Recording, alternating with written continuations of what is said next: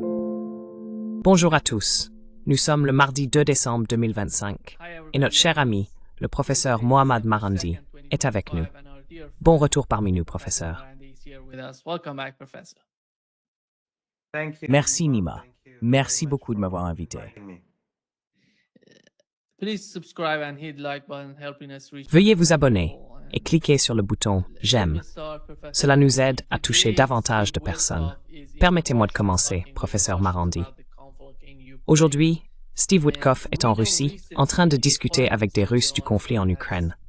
Nous savons que, récemment, le ministre des Affaires étrangères iranien a évoqué les négociations avec les États-Unis. Il a déclaré qu'un accord avait été conclu à 3 reprises et qu'à chaque fois, Washington avait, d'une manière ou d'une autre, décidé de ne pas respecter ce qui avait été convenu avec la partie iranienne. Comment voyez-vous la situation avec Steve Witkoff? Nous savons que Kushner est également présent. Il n'y a pas que Witkoff. C'est quelque chose de nouveau. Nous avons déjà vu ce genre de situation avec l'Iran. Mais comment percevez-vous la possibilité de parvenir à un accord en Ukraine? À quel point cela est-il difficile, compte tenu de l'expérience de l'Iran avec les États-Unis?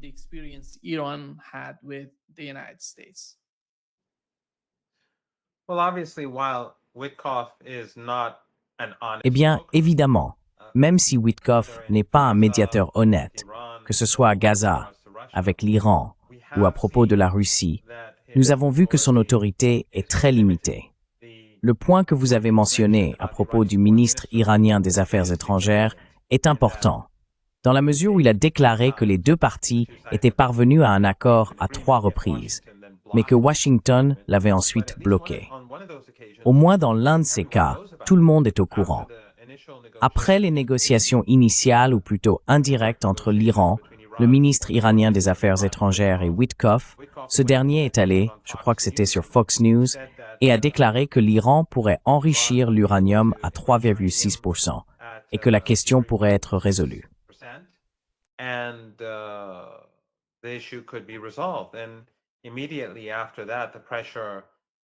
Et immédiatement après cela, la pression a commencé à monter et il a déplacé les objectifs.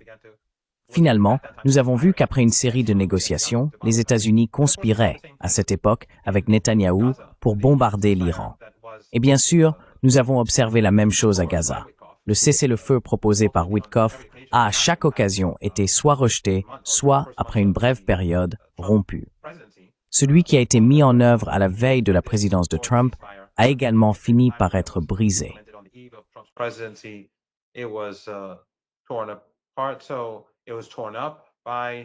Donc cela a été déchiré par le gouvernement israélien. Et donc en réalité, Witkoff n'a que très peu, voire aucune, crédibilité en Iran ou parmi les Palestiniens. Nous voyons qu'à Gaza, il n'y a pas de cessez-le-feu. Chaque jour, le régime israélien tue des Palestiniens. Chaque jour, sans exception. Aujourd'hui, un certain nombre de Palestiniens ont été tués. Hier, d'autres ont été tués. Samedi, 2 enfants ont été assassinés. Je crois qu'il s'agissait d'un garçon de 9 ou 8 ans et d'un autre de 11 ans. Ils ont été tués parce qu'ils cherchaient, je crois, du bois de chauffage pour leur père qui était handicapé. Voilà la réalité de la vie à Gaza aujourd'hui. Il n'y a pas de cessez-le-feu. Ils tuent constamment des Palestiniens.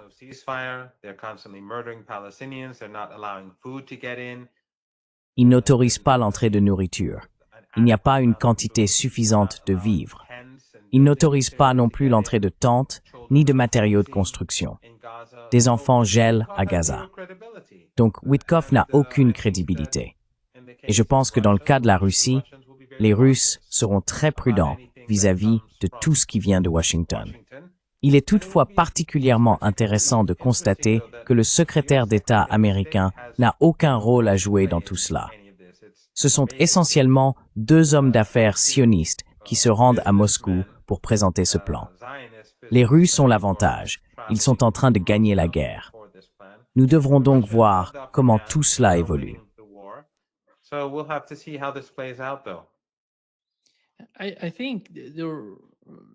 Je pense qu'il y a beaucoup de similitudes entre ce qui s'est passé entre l'Iran et les États-Unis et ce qui se déroule actuellement entre la Russie et les États-Unis. Comme vous l'avez mentionné, le secrétaire d'État, Marco Rubio, ne participait pas directement aux discussions avec les Iraniens. Ce n'était pas une négociation directe. À la place, c'est Steve Witkoff qui représentait les États-Unis, plutôt que le secrétaire d'État lui-même négociant avec les Iraniens. À votre avis, pourquoi cela? Pourquoi ont-ils besoin d'envoyer quelqu'un comme Steve Witkoff? Pourquoi Marco Rubio n'occupe-t-il pas cette position pour négocier directement?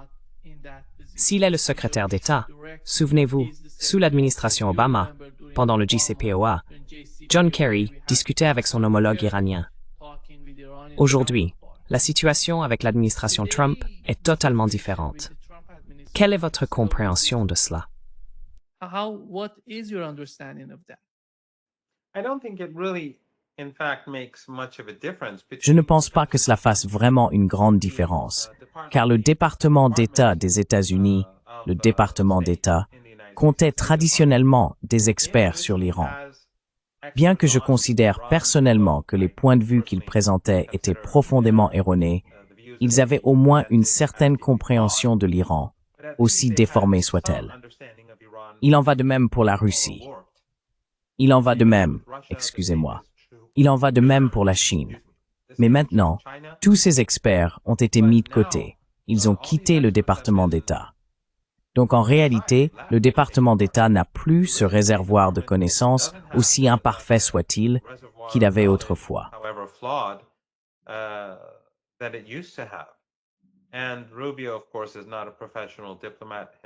Et Rubio, bien sûr, n'est pas lui-même un diplomate de carrière. Je pense que si Trump choisit de s'associer à Witkoff, c'est parce qu'il lui fait confiance et que Marco Rubio n'est pas quelqu'un de proche de Trump. Même s'il occupe plusieurs fonctions, il est aussi conseiller à la sécurité nationale. Je pense que son influence est très limitée. En gros, en ce moment, la seule chose dont il s'occupe, c'est la guerre dans les Caraïbes. Et même cela devient de plus en plus controversé depuis que la nouvelle est sortie, selon laquelle le secrétaire américain à la guerre aurait apparemment ordonné une frappe en double, tuant les survivants sur un bateau, probablement un bateau de pêche, mais en tout cas, un bateau.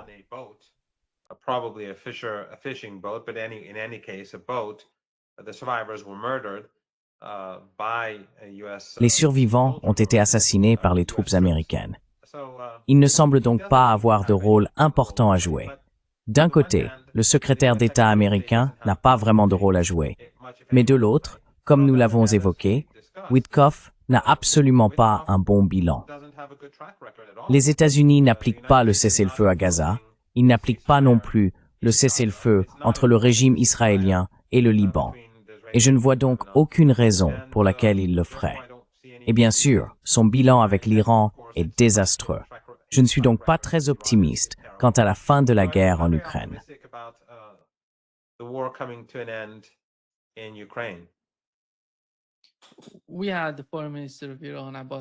Nous avons eu le ministre des Affaires étrangères iranien, Abbas Araghchi, qui s'est entretenu avec son homologue japonais, si je ne me trompe pas. Il a déclaré que Washington devait d'abord regagner la confiance de Téhéran avant de revenir à la diplomatie, et que la première priorité de l'Iran avait toujours été la diplomatie. Que pourrait faire Washington pour regagner la confiance de Téhéran?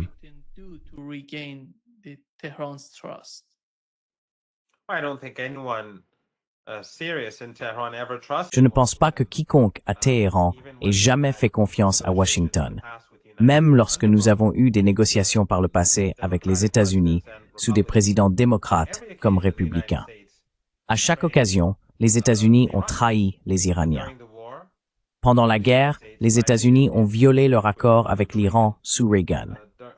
Clinton a essentiellement fait la même chose, et cela n'a pas changé depuis.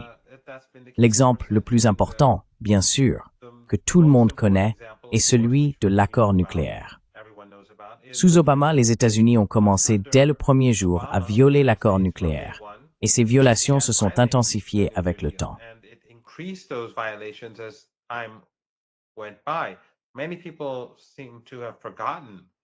Beaucoup de gens semblent avoir oublié qu'Obama n'a jamais respecté l'accord. L'attention s'est toujours portée sur Trump, qui a déchiré l'accord, Mais les choses ont commencé à se détériorer dès le départ. Les États-Unis n'ont jamais mis en œuvre leur part du marché. Ils n'ont jamais tenu leurs engagements. Ainsi, à Téhéran, il n'y a aucune confiance. La seule façon pour que des négociations sérieuses entre l'Iran et les États-Unis puissent commencer n'est pas que les Iraniens se mettent à faire confiance aux États-Unis, mais que les États-Unis reconnaissent officiellement la souveraineté de l'Iran, son indépendance et ses droits en tant que pays souverain. Car l'Iran n'abandonnera pas l'enrichissement nucléaire.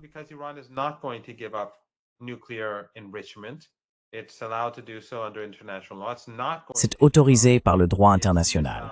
L'Iran ne renoncera pas à sa capacité de défense antimissiles, car il sait que s'il y renonce, les États-Unis et le régime israélien tenteront de détruire le pays. L'Iran n'est pas, enfin, la direction iranienne, les dirigeants et les politiciens en Iran ne sont pas des imbéciles. Il y a bien quelques imbéciles dans le pays, mais ils ne le dirigent pas, et ils représentent une minorité de plus en plus réduite. Je pense qu'après la guerre de 12 jours, les illusions concernant les États-Unis ont pris fin.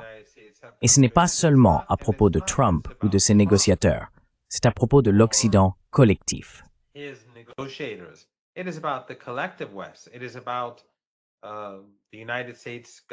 Il s'agit du gouvernement des États-Unis en général, car lorsque l'Iran négociait avec les États-Unis et que ces derniers ont conspiré pour mener une guerre contre l'Iran, nous avons vu les démocrates et les républicains, les médias dominants, les Européens, tous soutenir l'agression, tous soutenir la guerre. Tout comme ils soutenaient et continuent de soutenir le génocide à Gaza, les violations du cessez-le-feu par le régime israélien, le nettoyage ethnique en Cisjordanie et les meurtres constants de personnes au Liban et en Syrie. Ce n'est donc pas une question de Trump. Ce n'est pas que Trump soit particulièrement sinistre, bien qu'il le soit, mais c'est le fait que les régimes politiques occidentaux sont malhonnêtes et conspirent sans cesse contre le pays. Ainsi, la première étape à franchir, simplement pour entamer des négociations, est que les États-Unis changent très ouvertement et officiellement leur position sur les droits de l'Iran.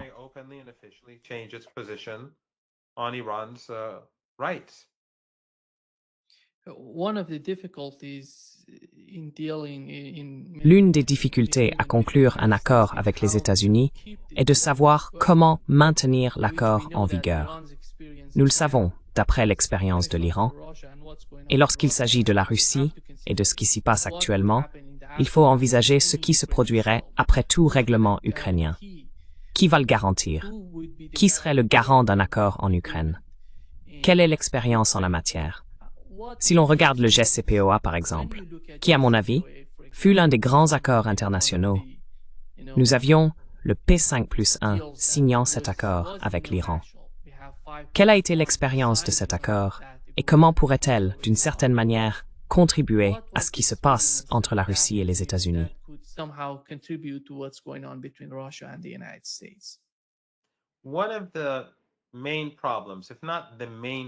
L'un des principaux problèmes, voire le principal problème, de l'accord nucléaire entre l'Iran, les Européens et les Américains, ou JCPOA, était que les Iraniens, immédiatement après la signature de l'accord, ont commencé à le mettre en œuvre.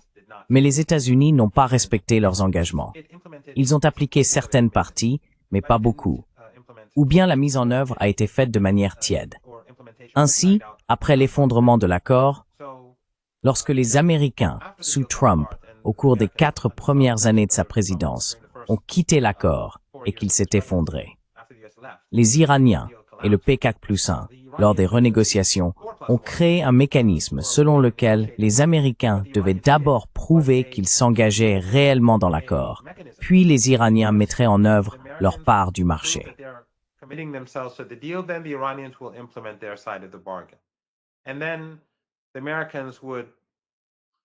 Et ensuite, les Américains mettraient en œuvre une autre partie de l'accord et les Iraniens réagiraient à cette action des Américains. Cela offrirait certaines garanties.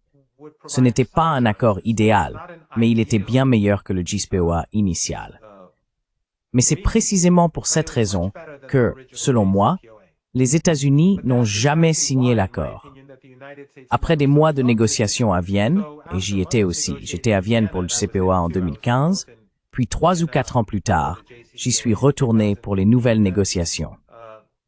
Après une longue période, les deux parties sont parvenues à un accord.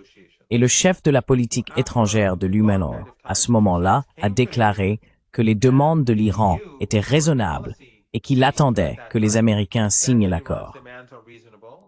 And he was waiting for the Americans to sign on to the deal. But Biden never did that. And I think the reason was Mais Biden ne l'a jamais fait. Je pense que la raison en est qu'il estimait que l'accord était conçu de manière à le contraindre à mettre en œuvre au moins une grande partie de ses engagements. Et c'est pourquoi il ne l'a jamais signé. Les États-Unis ont fourni une excuse. Ils ont dit « Nous avons les élections de mi-mandat ». Et ensuite, il y a eu, si vous vous en souvenez, des émeutes et des manifestations en Iran à propos de Mahsa Amini, et les États-Unis ont utilisé cela comme prétexte pour s'éloigner de l'accord. Mais je pense que la véritable raison pour laquelle ils ne l'ont pas appliqué, c'est qu'ils pensaient ne pas pouvoir tromper l'Iran autant qu'ils l'avaient fait après 2015. Les Russes doivent donc être très prudents à la table des négociations. Have to be very careful at the negotiating table. I'm personally not optimistic, especially now that the Russians. Je ne suis personnellement pas optimiste, surtout maintenant que les Russes ont montré un succès extraordinaire sur le champ de bataille au cours des dernières semaines, en particulier les 2 dernières. Nous assistons à un affaiblissement général des défenses ukrainiennes. Ce n'est donc pas comme si les Américains avaient beaucoup de leviers sur Moscou. C'est Moscou qui détient le levier. Et par conséquent, ils peuvent se permettre d'être très exigeants et d'attendre des garanties pour tout accord. Mais je n'en suis pas tout à fait sûr. Je doute que les Américains soient disposés à donner aux Russes ce qu'ils veulent à la table des négociations.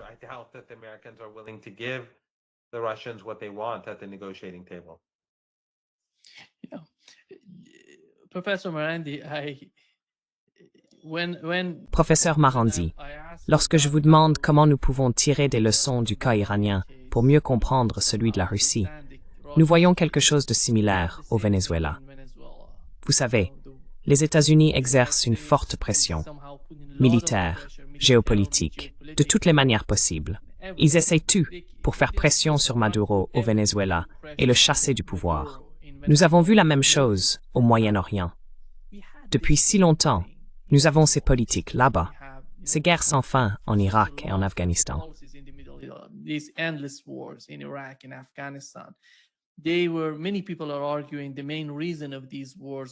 Beaucoup de gens affirment que la principale raison de ces guerres est le pétrole présent dans ces pays.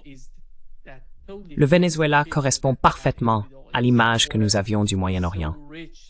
Le pétrole y est extrêmement riche sur le plan énergétique. Que peut apprendre l'Amérique latine du Moyen-Orient, de l'Asie occidentale? Car certains pays d'Amérique latine ressentent d'une certaine manière ce qui se passe au Venezuela. Ils craignent le chaos qu'une confrontation pourrait engendrer.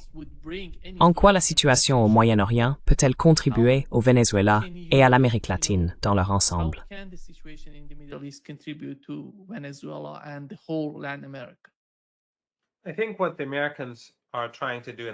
Je pense que ce que les Américains essayent de faire en Amérique latine, c'est intimider le continent. Ce que nous voyons, par exemple, au Honduras, et l'ingérence de Trump dans les élections honduriennes, en est, à mon avis, un bon exemple. En gros, il menace le peuple hondurien, lui disant que s'il ne vote pas pour la personne qu'il veut, il aura des ennuis. Il a aussi fait la même chose en Argentine. Et ce qu'il tente de faire au Venezuela, c'est de renverser le gouvernement et de prendre le contrôle des ressources du pays. Mais je pense aussi que cela fait partie d'une tentative plus large de pacifier et d'intimider le continent, afin que les États-Unis puissent en avoir le contrôle total et s'assurer que les Chinois, les Russes, les Iraniens et d'autres n'entretiennent pas de bonnes relations avec les pays de la région. Les États-Unis auraient alors le monopole sur tout. En réalité, sur toutes les grandes décisions prises dans les 2 continents. Continents. But it's really interesting how the former Mais c'est vraiment intéressant de voir comment l'ancien président hondurien, le narco-dictateur, a obtenu une grâce, alors que je pense qu'il était impliqué dans la contrebande d'environ 400 tonnes de cocaïne. Et pourtant, Maduro, pour lequel il n'existe aucune preuve d'activité illégale, est accusé d'avoir tué des centaines de milliers d'Américains avec de la drogue. Ensuite, il y a tous ces bateaux, probablement des bateaux de pêche qui n'ont même pas la capacité de s'approcher des États-Unis et leurs équipages sont tués. Certains lors de frappes aériennes à double impact, simplement parce que les États-Unis veulent intimider non seulement le Venezuela, mais aussi les populations des Caraïbes et d'Amérique latine. Et vous savez, je pense qu'une grande partie de cela est liée à l'Holocauste à Gaza.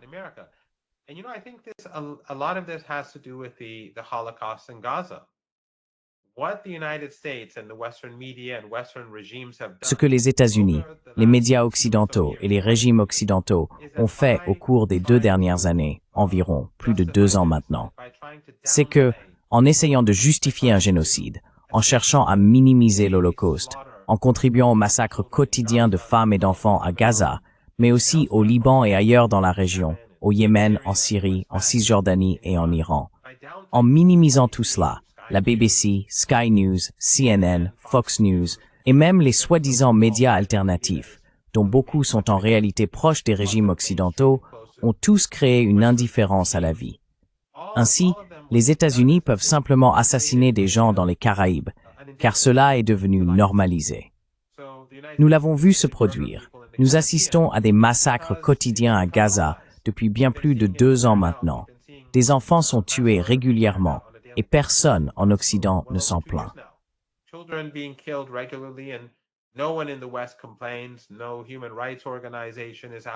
Aucune organisation de défense des droits humains n'est indignée. La BBC ne parle pas des enfants, ni de ce que nous avons vu en Cisjordanie, le meurtre de ces 2 jeunes hommes là-bas. Rien de tout cela ne suscite plus d'indignation. Les gens sont désormais habitués à voir des massacres de masse.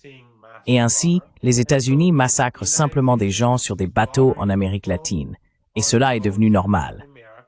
Mais tout cela constitue des crimes de guerre. Trump devrait être destitué, il devrait être emprisonné pour ce qu'il fait. Mais bien sûr, les Européens et les Américains, ils ont tous été partenaires du génocide à Gaza.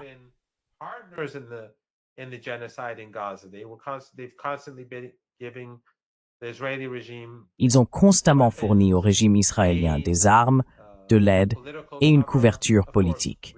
Bien sûr, les régimes de la région sont également complices. La Turquie, sous Erdogan, a vendu du pétrole.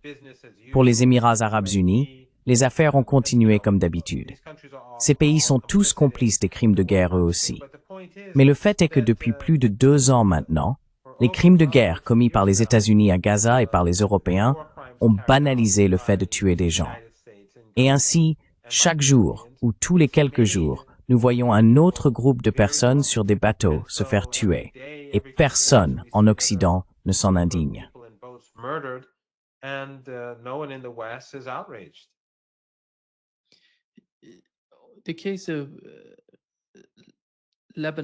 Dans le cas du Liban, il semble que Donald Trump ait donné le feu vert à Israël pour attaquer. Il y avait un soi-disant cessez-le-feu, mais nous savons qu'Israël ne respecte aucun accord avec aucun pays de cette région. Comment voyez-vous la situation au Liban? Allons-nous voir le gouvernement réagir d'une manière ou d'une autre? Parce que les responsables libanais doivent réagir à ce qui se passe. Comment percevez-vous l'unité au Liban? How do you see the unity in Lebanon? Eh bien, il faut garder à l'esprit que le régime syrien est un proxy des États-Unis, un proxy israélien. J'ai parlé à un expert saoudien il y a seulement quelques jours, et il essayait de se convaincre que le gouvernement syrien est indépendant. Mais c'est clair comme de l'eau de roche. À chaque argument que je lui présentais, il n'avait aucune réponse. Il est évident que le régime de Damas est un proxy américain, et que Jolani, avec sa relation amicale avec Petraeus et son basket, le fait qu'il jouait au basket avec le chef du CENTCOM, et le fait que ses proches rencontrent constamment des sionistes aux États-Unis. Et bien sûr, des personnes proches des sionistes se rendent sans cesse à Ankara. Et l'ambassadeur américain en Turquie, bien sûr, est un ami proche de Trump et d'Epstein, soit dit en passant.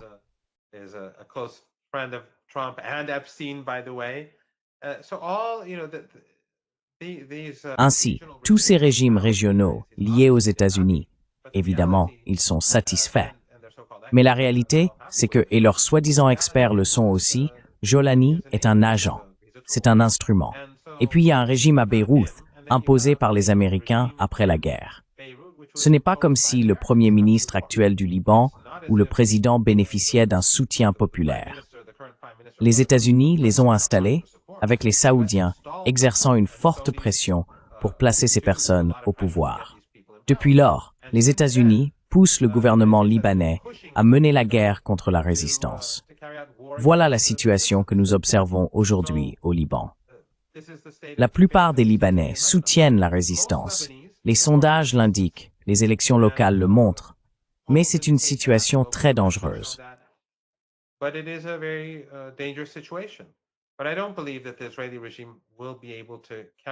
Mais je ne crois pas que le régime israélien sera capable de mener une guerre contre le Liban et de la gagner.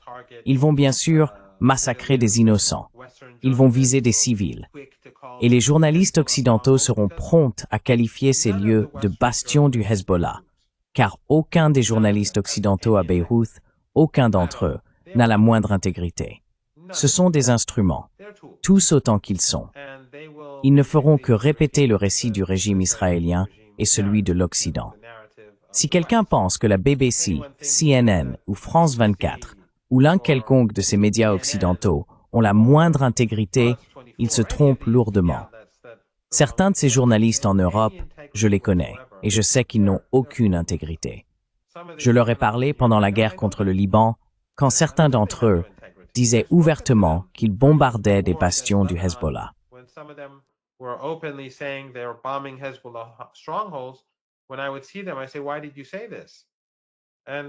Quand je les voyais, je leur disais « Pourquoi avez-vous dit cela ?» Et ils essayaient de jouer sur les mots, de justifier leurs actions, et disaient « Nous sommes seulement, vous savez, des journalistes.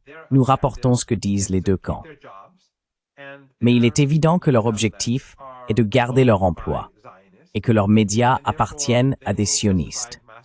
Par conséquent, ils justifieront le massacre de masse au Liban si la guerre éclate. Il n'y a aucun doute là-dessus. Donc, s'il y a la guerre, il y aura beaucoup de souffrance. Mais la résistance sait qu'elle n'a pas d'autre choix que de se défendre et de défendre le Liban. Alors elle se battra. Et le régime israélien est déjà bien plus faible qu'il ne l'était auparavant. Ce mythe selon lequel les Israéliens ont gagné toute leur guerre est bien sûr faux. Les Israéliens ont subi de nombreuses pertes, ils ont perdu économiquement, ils ont beaucoup perdu, et surtout, ils sont méprisés dans le monde entier.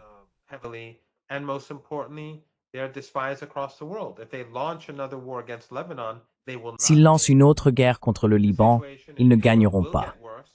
La situation en Israël va s'aggraver et la haine envers le régime s'intensifiera dans le monde entier. Je ne vois donc aucun espoir de victoire pour le régime, malgré la situation difficile que j'ai décrite. Je veux dire, Erdogan, Netanyahou et Biden ont conspiré ensemble contre le peuple syrien, puis les États-Unis ont conspiré contre la résistance au Liban. Le régime israélien viole constamment le soi-disant cessez-le-feu, et les garants occidentaux le soutiennent pleinement. Les médias occidentaux gardent le silence à ce sujet, tout comme ils se taisent sur le meurtre d'enfants en Cisjordanie et les tueries quotidiennes à Gaza. Mais le régime israélien ne réussira pas, tu sais.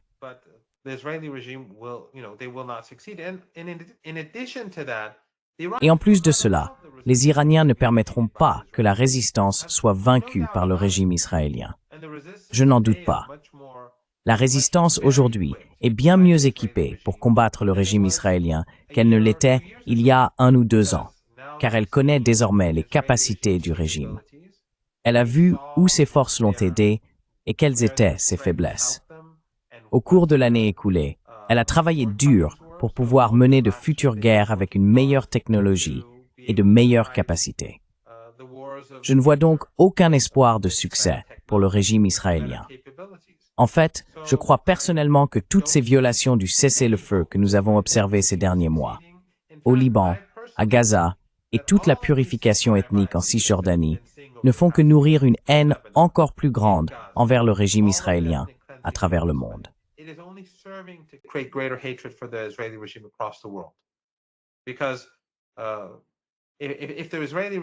Parce que si le régime israélien était intelligent, il mettrait fin à tout cela, afin que peut-être au bout de quelques années, il puisse réhabiliter son image, même si je ne pense pas que ce soit possible. Peut-être qu'il aurait pu le faire dans une certaine mesure. Mais le fait qu'il continue d'imposer la souffrance à Gaza, au Liban et ailleurs, ne fait que renforcer la conviction largement répandue que ce régime est raciste, malfaisant et génocidaire. Et cela mine sa propre légitimité. Nous voyons de plus en plus de gens quitter Israël, des personnes qui essayent de partir, surtout celles ayant un niveau d'éducation plus élevé ou de meilleures opportunités professionnelles à l'étranger. Ils partent. Donc rien de tout cela n'est bon pour le régime.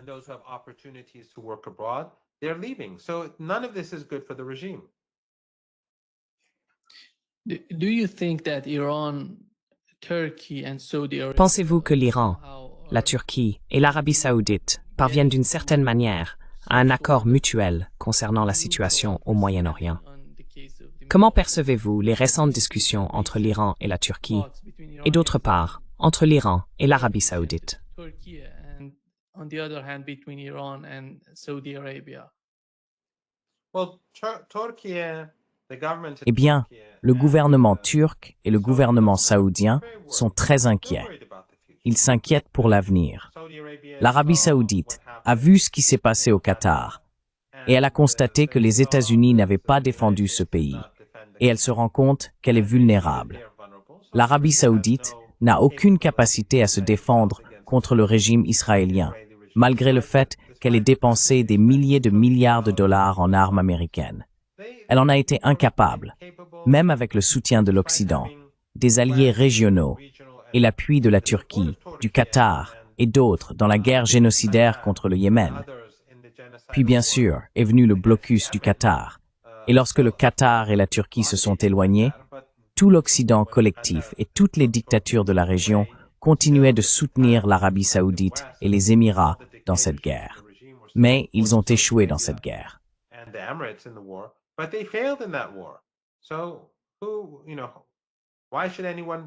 Alors, pourquoi quelqu'un croirait-il qu'ils seront capables de faire quoi que ce soit contre le régime israélien? Et la promesse d'obtenir des F-35 des États-Unis, qui sont déclassés, ne sert à rien. C'est juste un moyen pour les princes de toucher des pots de vin et pour Riyad d'avoir un faux sentiment de sécurité. C'est exactement ce qui s'est passé lorsqu'ils ont commencé à acheter des F-15 il y a de nombreuses années, des décennies. Les Américains leur ont donné des F-15 de moindre qualité afin que le régime israélien conserve la supériorité aérienne. Ainsi, l'Arabie saoudite se sent vulnérable et la Turquie se sent également très vulnérable. La Turquie est très inquiète de sa position en Syrie et de sa capacité ou de son incapacité à mener une guerre contre le régime israélien. Erdogan s'est lourdement trompé dans ses calculs. Erdogan has miscalculated big time. He has conspired to weaken the resistance. Il a conspiré pour affaiblir la résistance, et la résistance est essentiellement ce qui protège toute la région.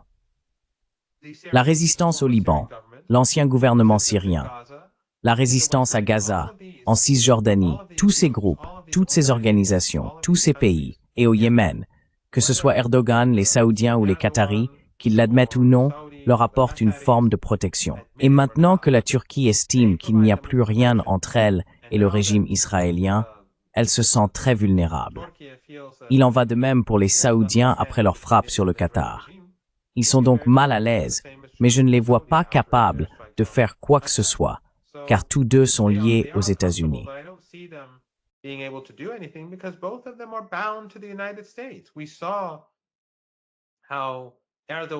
Nous avons vu comment Erdogan s'est rendu à Sharm el-Sheikh, en Égypte, et s'est incliné devant Trump, la main sur la poitrine, lors de ce cirque là-bas, blanchissant en somme le génocide de Trump à Gaza. J'aimerais que la Turquie repense sa politique étrangère, et j'aimerais que Riyad fasse de même. Mais toutes deux sont liées aux États-Unis, et la Turquie n'a rien fait pour soutenir le peuple de Gaza, si ce n'est faire semblant dans des discours publics. En réalité, la Turquie fait du commerce et des affaires.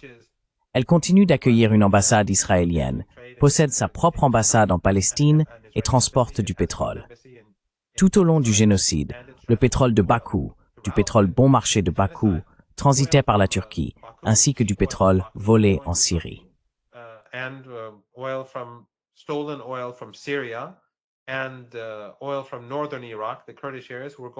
Et le pétrole du nord de l'Irak, des zones kurdes, était acheminé vers Israël pour alimenter le génocide. Il est aussi complice que n'importe qui d'autre. Et bien sûr, vous savez, nous nous attendions à ce que les pays du monde entier rompent leurs liens avec le régime israélien, qu'ils imposent des embargos. Mais lorsque Erdogan, les Émirats arabes unis, Mohamed Ben Zayed et d'autres pays de la région continuent à faire des affaires comme si de rien n'était, comment peut-on s'attendre à ce que les pays d'Amérique latine, d'Afrique ou d'Asie boycottent le régime israélien ou coupent leurs relations alors qu'ils voient leurs voisins ou d'autres pays de la région faire le contraire? Je ne suis pas optimiste quant à un changement substantiel de la politique étrangère d'Erdogan, et je ne vois rien de tel se produire à Riyad non plus.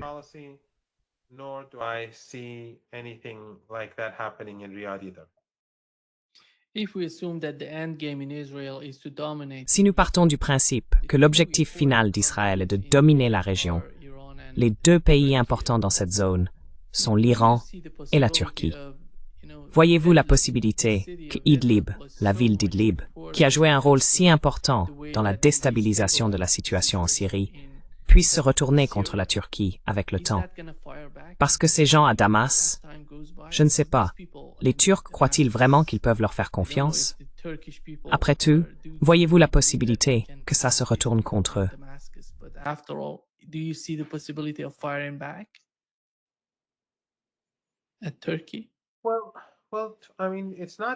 Eh bien, je veux dire, je pense que l'Arabie saoudite est probablement plus importante que la Turquie sous Erdogan. Après tout, l'Arabie saoudite dispose de beaucoup plus de richesses. La Turquie connaît actuellement d'énormes problèmes économiques. Et je pense que les Saoudiens auraient probablement plus d'influence, hypothétiquement. Mais comme je l'ai dit, je ne vois aucun de ces deux pays entreprendre une action majeure.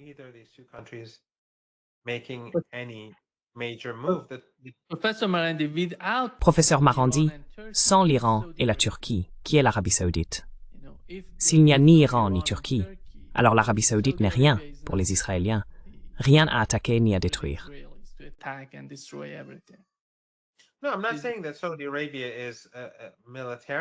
Non, je ne dis pas que l'Arabie saoudite est militairement puissante. Elle ne l'est pas, évidemment. Nous en avons déjà parlé, et vous avez tout à fait raison. Mais la Turquie sous M. Erdogan, ce n'est pas la Turquie d'il y a 10 ans, ni même d'il y a 15 ans. Le pays connaît de graves problèmes économiques, et Erdogan, par ses propres actions, en conspirant contre la résistance et en s'alignant sur le régime israélien, s'est exposé, lui et son pays, à des attaques. Il est d'ailleurs assez intéressant de noter que la relation d'Erdogan avec l'ancien président Assad était autrefois bien plus étroite que celle de l'Iran. Erdogan et Assad partaient même ensemble en vacances en famille.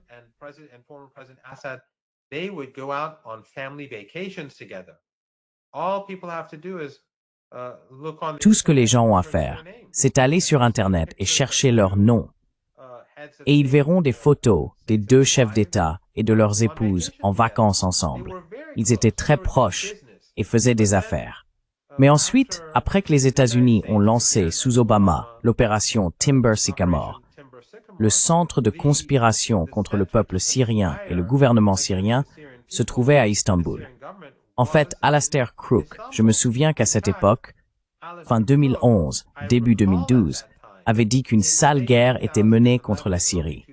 Il m'avait expliqué qu'il le savait parce que les personnes qui avaient été en Afghanistan et au Pakistan dans les années 1980 se trouvaient désormais à Istanbul. Il était donc clair ce qui se passait.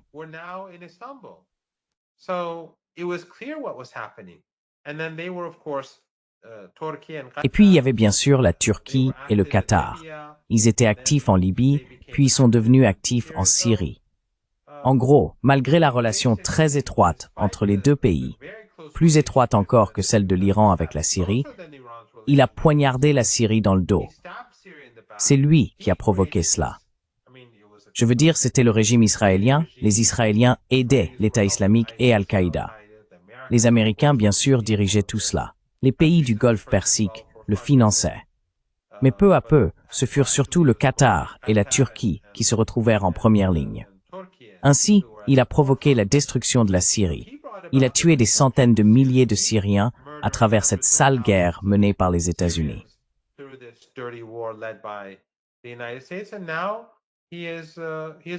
Et maintenant, il est vulnérable face au régime israélien. Car au bout du compte, s'il y a un conflit entre Erdogan et Netanyahou, les États-Unis et les Européens ne se rangeront pas du côté d'Erdogan. Il n'y a pas la moindre chance que cela arrive. Nous nous souvenons de ce qui s'est passé après qu'Erdogan a détenu ce pasteur américain, l'a jugé, condamné, puis que Trump, durant sa première présidence, a menacé la Turquie de sanctions. Erdogan a dû céder. Il a dû le remettre. Et ce pasteur est retourné aux États-Unis, même si Erdogan et le gouvernement turc affirmaient qu'il était impliqué dans le coup d'État.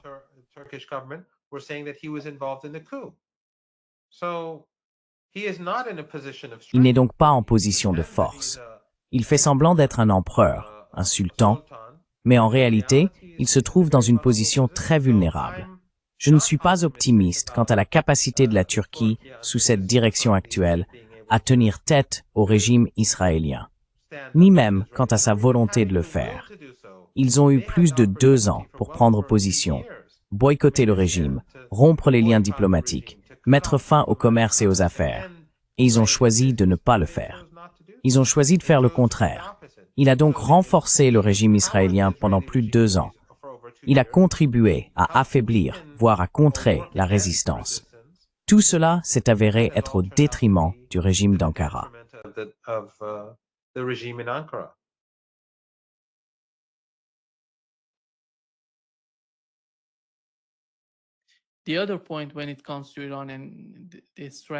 L'autre point, lorsqu'il s'agit de l'Iran et de sa stratégie, concerne ce qu'a déclaré le président du Parlement iranien, Mohammad Bagher Ghalibaf, à propos de l'exercice antiterroriste de grande envergure Sahand 2025, auquel participent les États membres de l'OCS.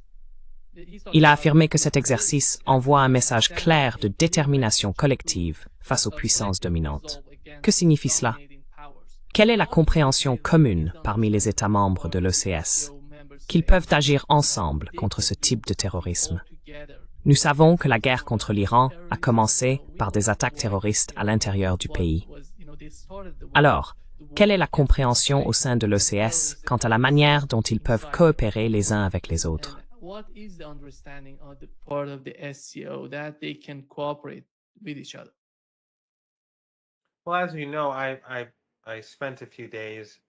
Eh bien, comme vous le savez, j'ai passé quelques jours en Chine, à Pékin et à Canton, pour la conférence Understanding China.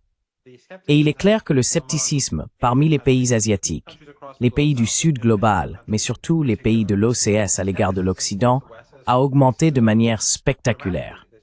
Les Chinois ne croient pas qu'ils puissent parvenir à un quelconque accord avec les États-Unis sur lequel ils pourraient réellement compter à l'avenir. Ils reconnaissent que les États-Unis ne respectent pas leurs engagements et qu'ils conspirent constamment contre leur pays. Le comportement du Premier ministre japonais ici en Chine est considéré comme étant dû à des encouragements venus de Washington.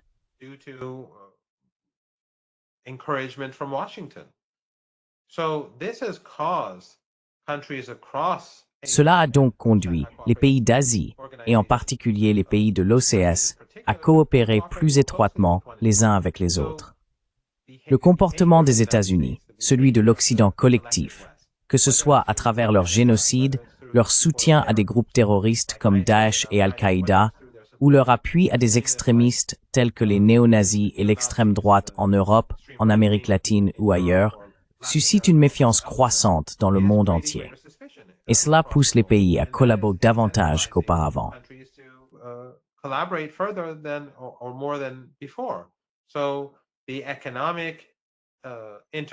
Ainsi, l'intégration économique, l'intégration sécuritaire et la coopération renforcée entre les pays du Sud global, qu'il s'agisse des membres de l'Organisation de coopération de Shanghai, des BRICS, d'autres instances, ou plus généralement, sont dans une très large mesure impulsées par la politique des États-Unis.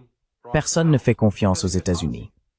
En Chine et en Asie centrale, on comprend ce que font les États-Unis et les Européens en créant des groupes terroristes, qu'il s'agisse de l'État islamique ou d'Al-Qaïda, qui disposent désormais de bases à travers la Syrie.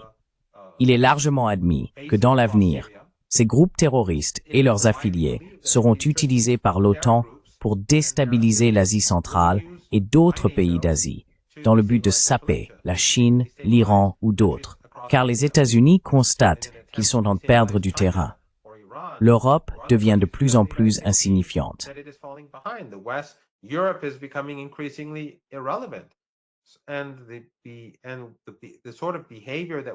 Le type de comportement que nous observons de la part des élites occidentales devient de plus en plus dangereux. Les pays qui reconnaissent ces groupes terroristes sont contrôlés par l'Occident, financés bien sûr par le Qatar et organisés par Erdogan, comprennent qu'il s'agit toujours d'un projet plus large de l'OTAN. Ces groupes créent des capacités que l'OTAN peut utiliser contre d'autres pays. Nous voyons également d'autres groupes terroristes ou des groupes qui leur sont affiliés être utilisés contre l'Iran. Les attaques massives en Iran ont été menées par des restes de l'État islamique et d'Al-Qaïda ou par des espions cherchant à subvertir l'Iran lorsque le régime israélien a mené sa guerre contre le pays. Beaucoup d'entre eux venaient d'États voisins.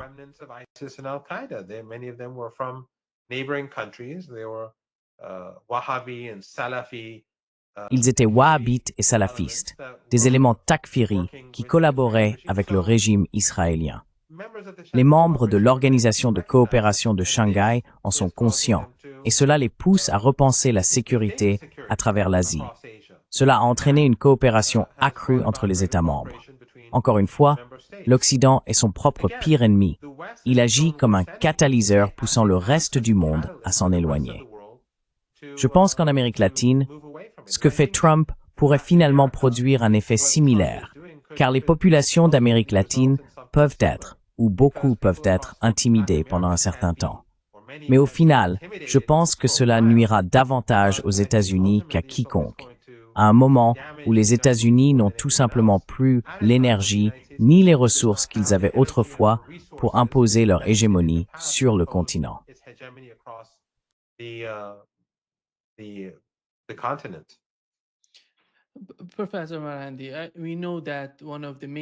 Professeur Marandi, nous savons que l'un des principaux problèmes au Moyen-Orient et en Asie occidentale est le salafisme et ses djihadistes, pour la plupart créés par l'Occident pour attaquer l'Iran et les mouvements de résistance, si l'on peut les appeler ainsi. Quelle est la compréhension lorsque les responsables iraniens discutent avec le gouvernement turc, avec l'Arabie saoudite et d'autres États arabes de la région? Quelle est la compréhension concernant ces groupes qui ont tué tant de personnes depuis si longtemps, en commençant par la guerre en Irak et tout ce qui a suivi? Une politique à l'égard de ces groupes est-elle en train de se dessiner parmi ces États? Je veux dire l'Iran, la Turquie, l'Arabie saoudite, peut-être les Émirats arabes unis et le Qatar.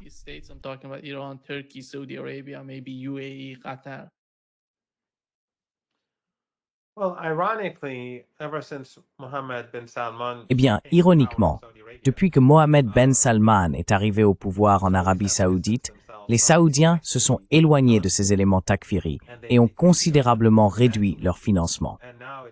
Désormais, c'est principalement le Qatar qui finance, et bien sûr, Erdogan en organise la plupart.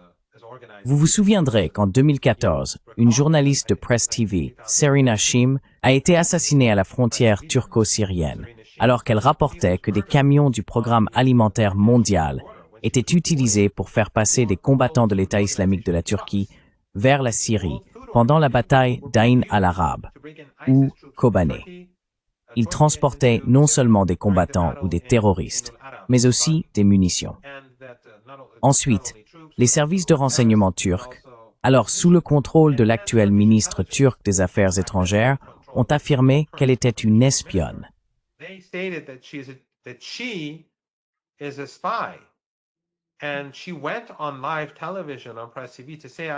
elle est passée à la télévision en direct, sur Press TV, et a déclaré « On m'a accusé d'espionnage. Je ne suis pas une espionne. Je ne fais que rapporter les nouvelles. » Et quelques heures plus tard, elle a été assassinée. Elle a été tuée. Sa famille et ses collègues, aucun d'entre eux ne croit à la version officielle diffusée par le régime turc. Ainsi, le manteau de l'extrémisme, ces groupes takfiri, l'État islamique, Al-Qaïda, et le salafisme, l'idéologie salafiste et wahhabite takfiri, a été repris. Ce sont Erdogan et le régime du Qatar qui sont devenus les plus en vue dans leur soutien, plus que quiconque. Ils continuent de le faire, et c'est une menace pour la région et au-delà. C'est une arme à double tranchant. Vous savez, nous avons vu l'impact lorsqu'il y a eu des combats entre le Pakistan et l'Inde. Un journaliste de Sky News a parlé au ministre pakistanais de la Défense et lui a dit « Vous soutenez des terroristes en Inde ». Et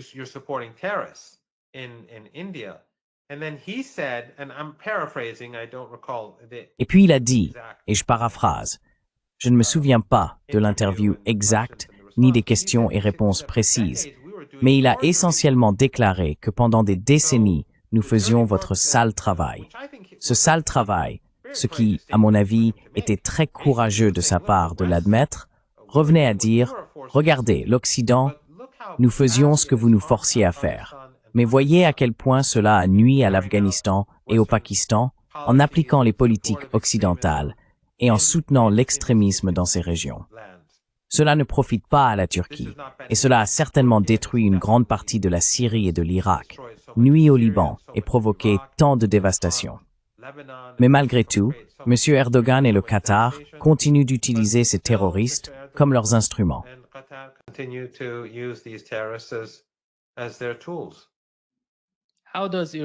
Comment l'Iran perçoit-il cela, compte tenu de la récente visite du chef du Conseil de sécurité iranien au Pakistan?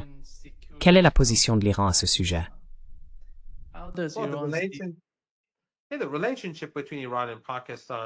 La relation entre l'Iran et le Pakistan s'est beaucoup améliorée. Et le Pakistan a soutenu l'Iran lorsque le régime israélien a attaqué, aux côtés des Israéliens et des Américains.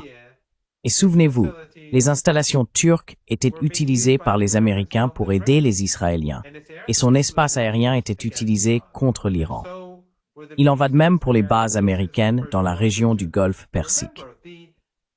Souvenez-vous de la base aérienne d'Al-Udeid au Qatar. Al-Udeid. Oui, la base aérienne, c'est de là que le général Soleimani a été assassiné. Le Qatar participait également aux bombardements au Yémen et ailleurs.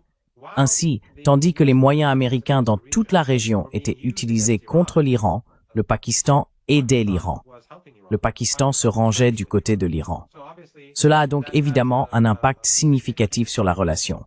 Le Pakistan a été beaucoup plus sincère à l'égard du régime israélien dans ses actions que n'importe quel autre pays d'Asie occidentale, à l'exception du Yémen, aux côtés de l'Iran.